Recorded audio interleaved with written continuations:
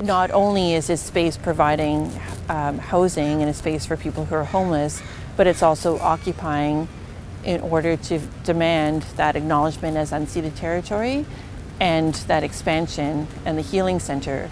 And so when we hear that there's going to be enforcement and a possible eviction by the police, so a displacement and eviction again of Indigenous people, we decided to secure the area. So we're not only using it as a space to provide housing, but we're also occupying it because we're demanding housing for everyone, but we're also demanding the recognition of unceded territory and the expansion of Crab Park and the healing center. We've also done some outreach as well. So once the injunction went through, of course, we're always asking for housing and looking at housing. And so we again sort of stepped up those demands and have gone to the city, the province, BC Housing, asking for housing. And we also know that we have some people that have been staying here that were in Oppenheimer Park, but were overlooked for the housing that was offered there. And we're in touch with PHS, who are the service providers working with BC Housing, to see if those people from Oppenheimer can still access that housing that they missed. And they're telling us that those units are not available anymore. So even those to whom housing was promised when the provincial government issued the ministerial order are not accessing it because it's gone. So basically there just isn't anything.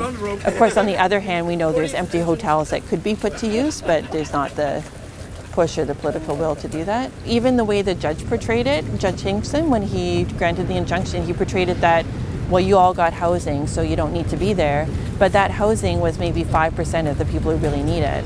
And it was a political act in targeting the evacuation of Oppenheimer Park. It wasn't looking at those most in need.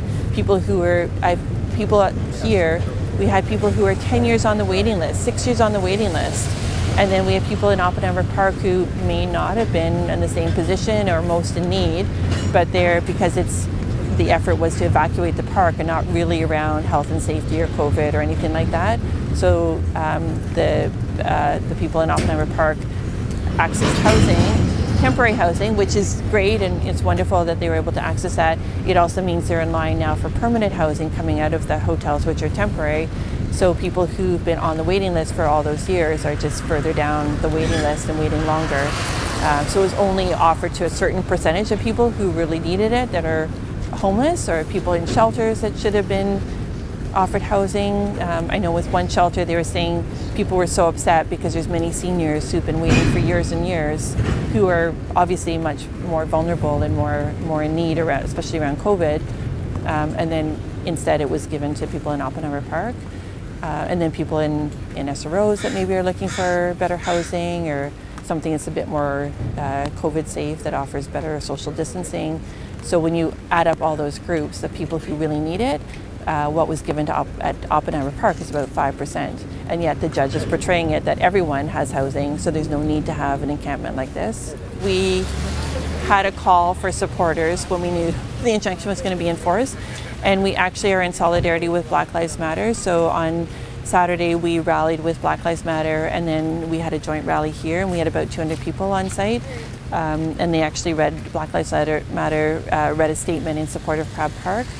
And when we, again, in occupation of this space, we just asked our supporters to secure the perimeter, and then I honestly don't know where they got the pallets. People just started showing up, and we were just like, you know, can you do this? And then it just kind of happened. Like, it just again shows the resourcefulness of people, and that people were just, you know, ready to provide whatever support they could, and if that's the way that they could do it, then they're, you know, willing to do whatever they could.